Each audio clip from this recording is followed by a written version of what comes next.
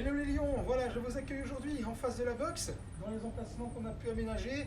7 emplacements de 20 mètres carrés, on entend plus en plus parler d'entraînement en extérieur. Je sais que vous voyez des posts et tout ça sur internet, ne vous inquiétez pas, on est bien sûr aussi, nous aussi, à la page. On fait tout ce qu'on peut pour pouvoir vous recueillir dans les meilleurs, bien sûr, les plus brefs délais, mais aussi les plus sécurisés. Ça va? Et on va commencer directement par un petit peu de mobilité. On va commencer tout d'abord par prendre soin des poignets. On va se mettre ici à 4 pattes avec les doigts légèrement à l'extérieur comme ceci.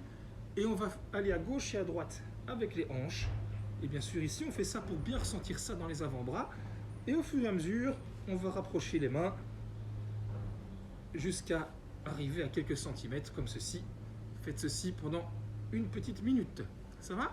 Ensuite, même chose, on reste dans la même position, 4 pattes, sauf qu'on dirige les doigts vers les genoux et on recule légèrement vers l'arrière. Dès qu'on sent un bon gros stretch, on revient vers l'avant. Et de nouveau, on fait ça pendant une petite minute. Et ensuite, vous allez terminer sur 30 secondes de planche sur les poings. Là, on va se focaliser sur vraiment serrer les poings le plus fort possible pendant 30 secondes. Vraiment des doigts blancs. Donc ça, ce sera surtout pour les poignets et les avant-bras. Pour les mollets, vous mettez près d'un mur, vous rapprochez le plus possible le talon du mur, on redresse les hanches et on va aller chercher un grand stretch ici, un grand, vraiment une sensation de tirage dans le mollet.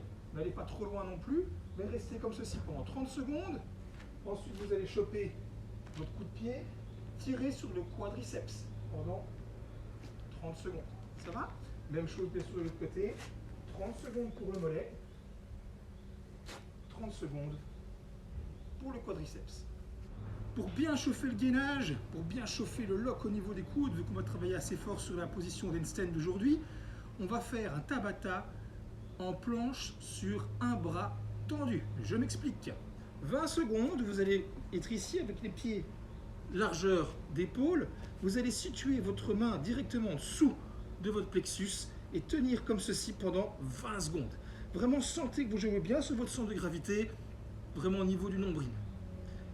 10 secondes de pause comme d'habitude et ensuite, même chose de l'autre côté, comme ceci. On essaie de maintenir les deux épaules sur le même niveau, tout comme les hanches. Et on tient comme ceci pendant 20 secondes. Donc Tabata, un total de 8 tours, 4 fois par bras. Alors, pour la partie skill force du jour, on va travailler sur notre headstand, ce qui veut tout simplement dire en français le bon vieux trépied. Donc on va être autant en appui sur nos mains que sur le sommet du crâne. On va travailler aujourd'hui surtout sur son équilibre et on va faire ça en passant bien par 3 étapes. Vous allez voir, pour certaines personnes, ça ne va vraiment pas être évident. Donc essayez d'abord de bien respecter les premières étapes avant bien sûr de passer à la suite. C'est tout à fait logique. La première étape, on va se mettre comme ceci sur le sol en formant bien un triangle avec les deux mains et le sommet du crâne, comme ceci. Je me pousse sur la pointe des pieds avec un dos droit. Et c'est là, pour certaines personnes, ça va déjà être dur. En serrant très fort mon gainage, je vais venir mettre mes genoux sur mes coudes, comme ceci. En restant le plus bas possible. Hop, bien serrer le gainage et on tire. Ça, c'est la première étape. Et c'est au moins de tenir 10 secondes dans cette position. Deuxième étape, on va bien sûr repasser par la première. Hop, je mets mes genoux sur mes coudes, gainage bien serré, et je vais tenter de tenir l'équerre au niveau des hanches, comme ceci. Donc d'avoir un angle à 90 degrés entre ma cuisse et mon abdomen. De nouveau, un triangle, bien droit, les coudes relevés. Et à nouveau, essayez de maintenir cette position pendant 10 secondes. Ce qui nous amène à la troisième et dernière étape. Donc il faudra de nouveau bien sûr passer par les 2 précédentes. Le trépied, les genoux, comme ceci. Et là bien sûr, tendre les jambes. Si vous regardez bien, je ne suis pas en position en poussant mes fesses vers l'arrière, je suis en position hollow rock. Et mes pieds sont au-dessus de mes mains, pas directement au-dessus de ma tête. Je veux ressentir un partage égal de force, d'appui sur mes mains et sur ma tête, pas que sur ma nuque. Ça va? Donc ça, de nouveau, c'est assez important. Jouez avec ça, essayez de sentir un maximum avec le centre de gravité.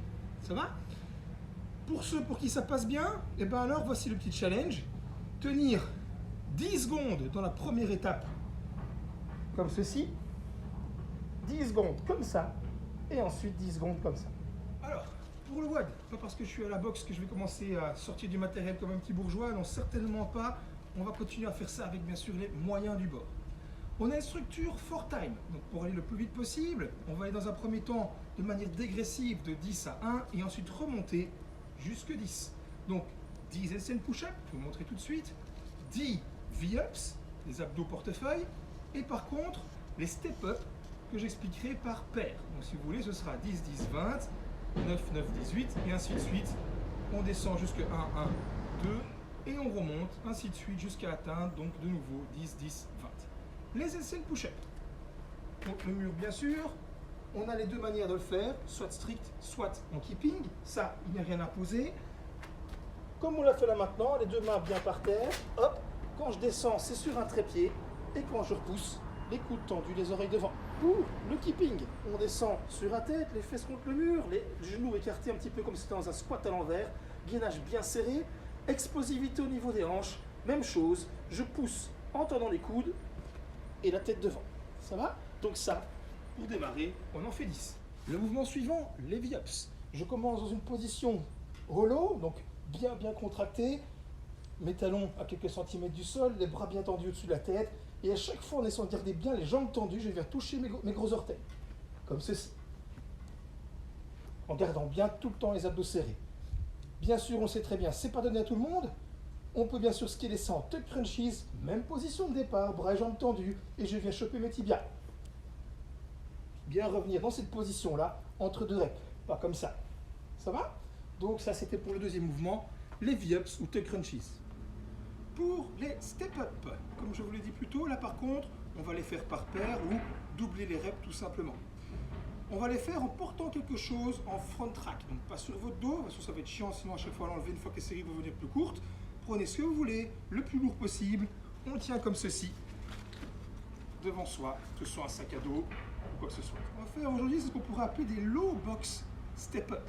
C'est-à-dire qu'on voudrait quelque chose assez bas, hauteur du genou, pour faire les steps, donc vraiment pas trop haut. Je tiens donc mon objet en front track, je monte, ça ne changera pas, extension des hanches, je redescends, hop, et ainsi de suite. Donc sur la première série, donc, il y aura un total de 20 step-up. Et ensuite ce sera 9 SN push-up, 9 V-ups, 18 step-up. Et on descend ainsi de suite jusque 1, 1, 2, et on remonte ensuite jusque de nouveau 10, 10, 20. Voilà, for time, le plus vite possible, mais toujours bien sûr la qualité avant la quantité. Et pour la partie finale, un simple petit stretch, cool down, vraiment quelque chose de easy. Essayez juste d'incruster là-dedans ces deux positions, la position de l'enfant, les mains devant, les fesses vers le talon, on relâche la poitrine vers le sol, et la bonne vieille position du cobra pour un petit peu contrer tous ces mouvements de poussée, de flexion du bas du dos qu'on a fait juste avant. Donc à tout bientôt les lions, on ne lâche rien, on espère vous retrouver dans les meilleures conditions possibles. Bon WOD!